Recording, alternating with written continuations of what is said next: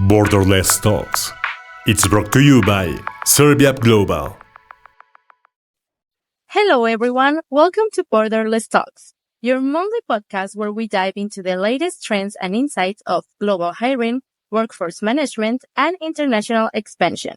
I am your host, Ahtziri Gutierrez, directly from Guadalajara, Jalisco, Mexico. And today, I'm happy to report that we have a fascinating topic to talk about. We are exploring the opportunities and challenges that Chinese companies face when expanding into Latin America, especially the manufacturing sector. To help us with this dynamic context, we have a special guest, Chen. She's a sales executive of Serviap Global with expertise in crafting, innovating global solutions, and expertise in Chinese and Latin America collaborations. Hello, Sally. Welcome to the show. Tell us, where are you right now and how are you doing? Hello, Ahtziri. This is Chen, and I'm so happy to be joining this talk. I'm currently based in Jiangsu province in China. So it's in the east of China. So I'm currently working at Serviap, helping China companies to go abroad. Great. Well, thank you for joining us today. We are really excited to start this conversation. And before kicking off with this interesting topic, please tell us a little bit about yourself. Maybe you can tell us about the Chinese New Year that just happened and something about your career. How is that you are now working from Serviap Global directly from China? Can you tell us a little bit about that? Sure. I have over 14 years experience in HR industry. I have around 5 years in in-house HR, and also the rest experience are working in the third party HR provider company. And my last job was working in a Singapore accounting firm that established in China, where we were helping foreign companies expanding their business in China. So at that time, we provide a bookkeeping service, company registration, and payroll service. And I've been working for Serviap for 3 years. And now I am helping helping China companies expanding globally, especially in Latin America. And as you just mentioned about Chinese New Year, that's really a good time in China. Chinese New Year is the most traditional and popular public holiday or festival in China. We had 8 days holiday in China, and people who are working in the city, they go back to their hometown, visit their families, having a dinner, having lunch with them. And for the people who are usually living with their parents, some of them go for traveling. And before Chinese New Year, people, they will do some decorations, making the house clean and decorate the house in red elements. Yeah, I think this is This is the most important festival in China. Yeah, I read 8 days is a lot, but I'm glad you have a great time, and I'm glad that you told us a little bit about it. So thank you very much. And going back to our main topic, tell us a little bit of what attracts you the most about leveraging expertise and network to help business expand globally. What attracts you the most about helping companies to expand globally, and maybe more specifically to Latin America? What is the thing that you said, this is amazing about helping these companies to get with Latin American talent, for example? Okay. I think from my side as a salesperson, working at Serviap, I am so proud helping the companies, they expanding globally. It's the achievement from my side, that these big, famous, well-known companies, they use our service. In another side, I am mainly helping Chinese company expand in Latin America. So I'm proud to be one of the part helping contribute to the China's expansion in other countries, especially in LATAM. So it's a good time here in China, and also it's a good time for us in Latin America. Yeah, I think from one more side is it's like network. I can learn from the process, because when customer they want to do business in other countries, they need many consultants or need more comprehensive services. So we connect with our network who are expertise in other industry or other services. So it also expands my knowledge, the comprehensive knowledge. Yeah, of course. I imagine that. So, it is known that right now China is like expanding globally, like around the whole world.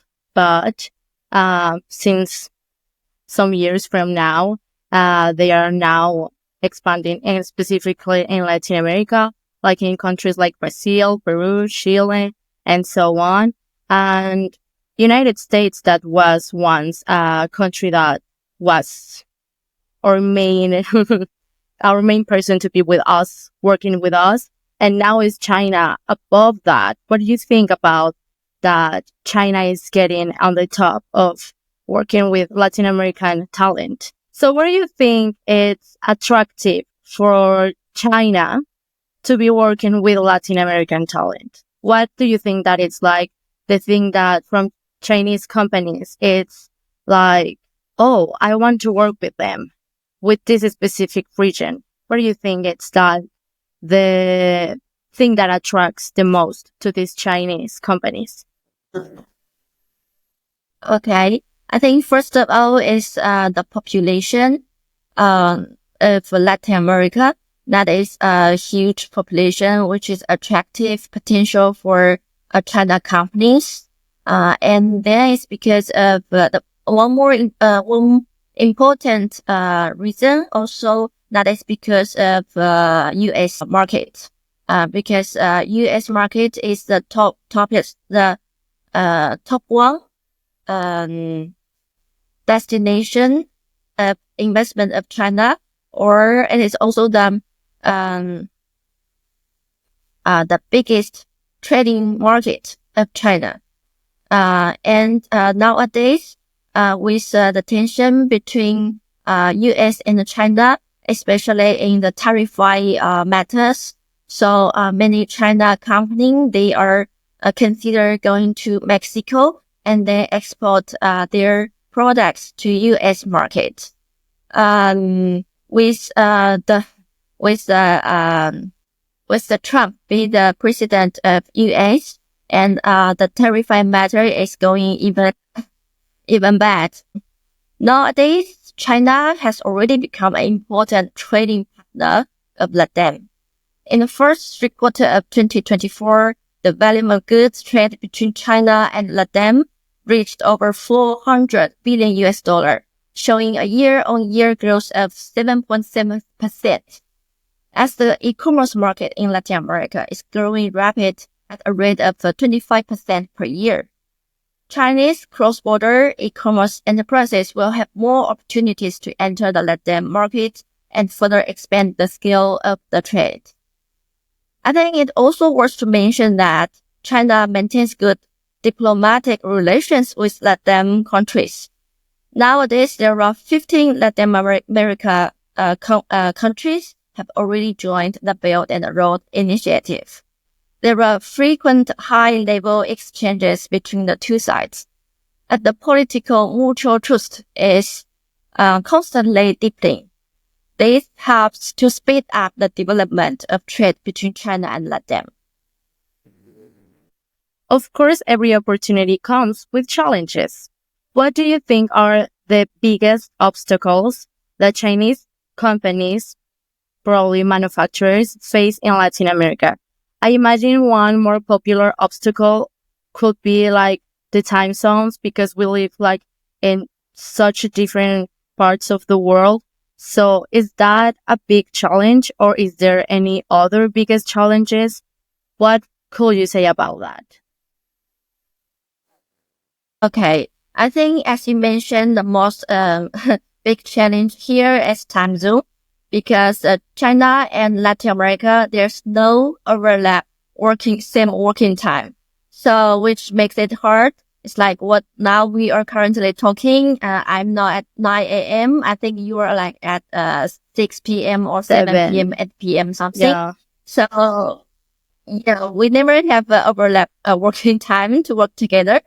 And then it's about a culture shock, because we are in a totally different two sides in the world. So China is in the east, and you are quite in the west. So we in China company, they need to get adapt or understand more about the market, the culture in Latin America. So, but I think some of them, they get started to like learn the language of Spanish or Portuguese. And some of them, they keep traveling to Latin America, have more time with their team in Latin America to be more interact with their team there. Yeah. I think these are the most important two challenges here. And then I think for like in HR industry, we'll say HR people from China, they will need to understand the payroll logic, the labor policies in Latin America, which is quite different from China here. Yeah, so they also need time to learn that. Yeah, of course.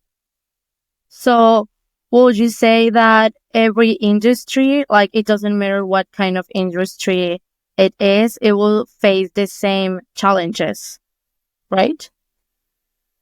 Yes, indeed. No matter in which industry, they have this kind of challenge.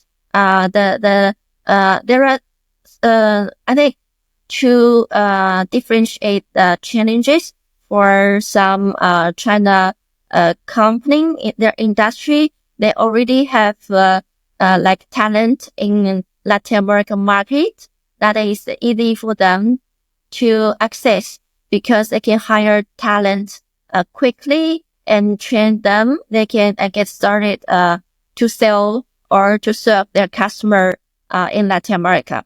However, for the companies, they have products here, they have technology that probably previously in Latin America there's no talent there. So they have to send their Chinese national workers to work in Latin America. So in this case, we like in Serviap, we have them to hire employee in Latin America, and also we have them to apply for work visa there to work legally. Oh. Yeah, of course. Okay. Thank you for that. So the main challenges would be the time zones and the cultural differences, right? Yes. Okay. So we have talked about the overall connections between China and Latin America, and we know plenty of cases of major Chinese companies succeeding in Latin America, such as Xiaomi and maybe TikTok, which I use a lot. Or in the case of manufacturing, a BYD Auto, I don't know if that's the name, but yeah, or Great Wall Motors, for example. However, I would like to know from you if there are any client cases where you've helped connect Chinese businesses with Latin American workforces. Yes, we actually have served a lot of China well-known companies in Latin America, especially when they are initially expand their business in Latin America. As you mentioned, we previously served Xiaomi and like Cherry, BYD, something like these companies. We are so proud of serving them. In addition, we also to give some examples here. We served a China-based global leader in developing and manufacturing innovative drone and camera technology for commercial and recreational use. So we assist them in hiring Chinese national working in different countries in Latin America. And we help them solve the reimbursement. We help them hire employee, settle their salary distribution, apply for social security, and declare individual income tax. So we have been working for this company for over 2 years, and we still foresee a big potential hiring request from them. In addition, we also helping a China high-tech manufacturing company. They are established in Mexico, and we help them from the very beginning. So recruit blue collars. We support them extra BPO service. We help them with payroll processing services. So the one-stop services that we provide to them, which got a very positive feedback from the customer. Great. So, what were the struggles of those clients you have been working with? I mean, you already told us that you help them with specific services such as PPO or payroll. But is there any specific struggle for each one of them? Like, for example, this company faced this language barrier challenge, and this other had this other struggle. Did something like that happen specifically to one company, or all of them have the same struggles? Yeah, sure. I think most of China companies that face these challenges. And from our side, from Serviap side, we have teams in both China and also Latin America. So from China, our team are currently experienced in the knowledge and process for Latin America payroll. And also we have a team in Latin America who are quite experienced in the local knowledge. So we have China customer solve their questions during the day. And I think mostly or like 17% we can solve within the day. And for the rest questions, if we cannot answer them, or we will need to wait for the confirmation from Latin American team, then we will wait like to give feedback to customer in the second day. So from this side, the customer, they are happy because they don't need to work late or work early in the morning with the team far away from China. And we can solve the questions for them. Previously, if they need like 5 days, or maybe today, we can solve them within 1 and 2 days. So it's quite fast. Yeah, that's pretty fast, actually.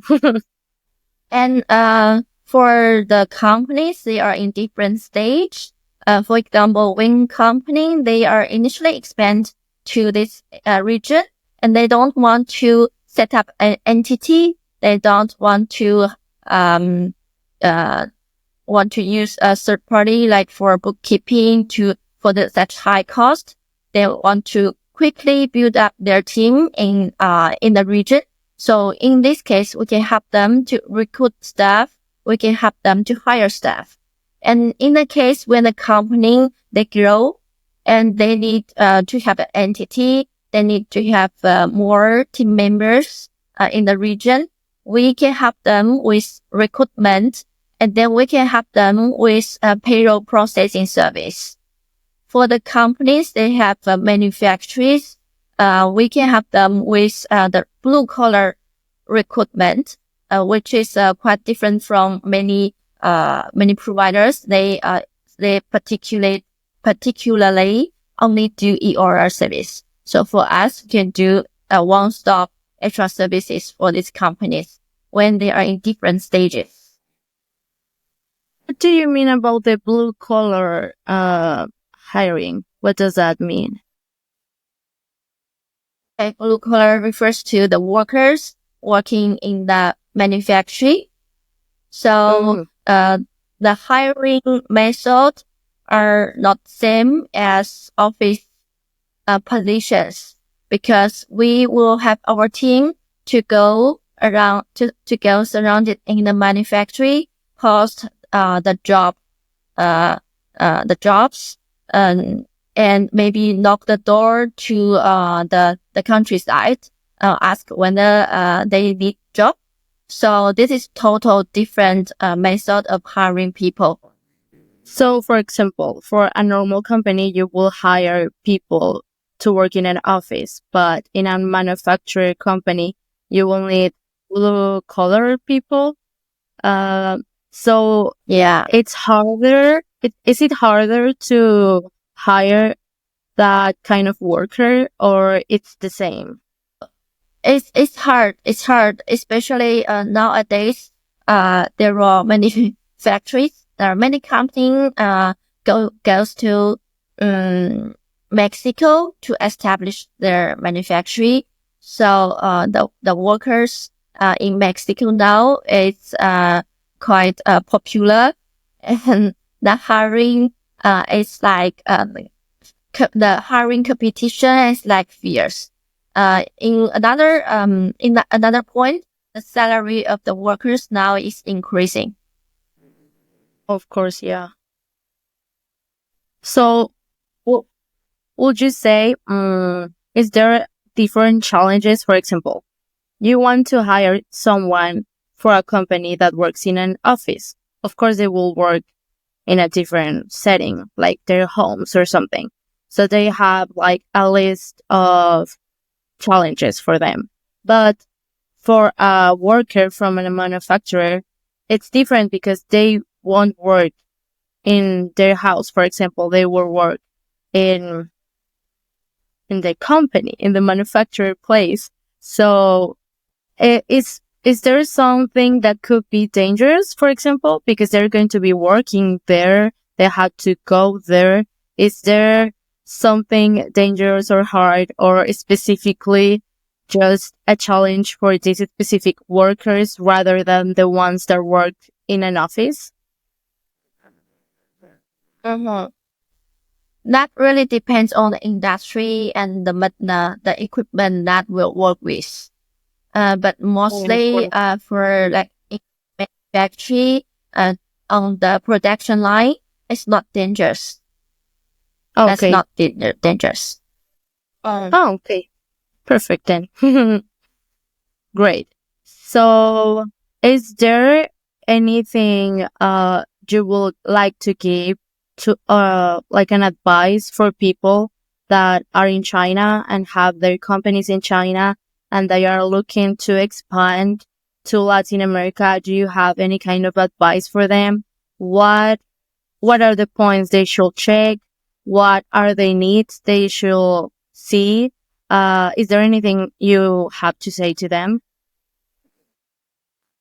Yes, I think the most important for them is to well prepared for expand globally from different aspects. And like from our side, we are expertise in HR industry. So I would suggest the customer to consult the expert consultant in the industry, and also I would suggest them to do the market research, helping them to understand the talent market in the region. Actually, what we can do here now is we can do some meetings with the customer, giving them our experience of how we successfully helping China company expand in Latin America, especially in HR part. So this, I believe, can help them with understand more about the local policy, about the culture, the talent, or what they can do, what they better not to do, to avoid different problems that will happen in the future. Yeah, of course. So would you tell people that want to work with international workforces, it's a need to have an EOR? Yes, if the company is in the initial stage, so I would suggest them to hire EOR staff working in the region, helping them to expand the market, helping them to provide after sales service to the customer in the region. And once these are steady and they can foresee a potential even bigger market, they can hire more people like through EOR, or when they growing big enough, they can also consider to set up a company in Latin America. So depends on their value of the business. Yeah, of course. Great. Just before we wrap up, I have a little question. What is the thing that you like the most about working with Chinese companies and helping them get their Latin American workforces? What is the thing that you like, or maybe they like the most about what you're doing when you work with them? I'm quite excited to be the person here helping Serviap and helping China company expand globally. Because this is the trend from China was quite different from 10 years ago. 10 years ago, there are a lot of foreign companies that invest in China. However, with China's development, now more and more China companies, they started to be outstanding in the global market. So I'm quite proud of being part of, and the member helping them, in this process and, witness their success in the global market. Great. That's lovely. Thank you for sharing. And also, is there anything else you want to say about this topic, about these companies and about manufacturing companies in specific? Is there anything else you want to share with us? Yeah, I think, I would like to say that, we are not only Mexico-based we are not a Mexico-based Latin America company. We have team based in different region, and we can provide like 24 hours plus 5 days response. And we understand your culture, your language, the meaning that you provided to us, so we can help you quickly clarify the local regulations. So if you have any questions regarding expanding in Latin America, just contact us. We'll be here to help. Great. Well, thank you for your time, Sally. We're so happy that you could join us. Where can people contact you to know more about your work, maybe? Your WeChat, your LinkedIn profile? How can people find you? Yes, I can share with you my WeChat QR code and LinkedIn QR code. Feel free to connect me through the two platforms. Great. Perfect. Well, we're really happy to have you here today, and thank you for sharing all your knowledge about working with Chinese companies and helping them to have a bigger workforce thanks to Latin American talent. So thank you, Sally. Thank you. Bye-bye. See you next time. And thank you everyone for joining us today. I am Ahtziri Gutierrez. Thank you for listening to Borderless Talks, brought to you by Serviap Global. And if you want to look for us on social media, you can find us in LinkedIn, Facebook, and Instagram as Serviap Global. You can find us in any social media like that. And also, if you're listening to us from Spotify or Amazon Music, you can watch the full video of this conversation on YouTube. Also find us as Serviap Global. So stay tuned for the next episode. We have a monthly episode, so expect a new episode of Borderless Talks next month. So thank you, everyone. Thank you, Sally. See you next time. Borderless Talks. It's brought to you by Serviap Global. Serviap Global.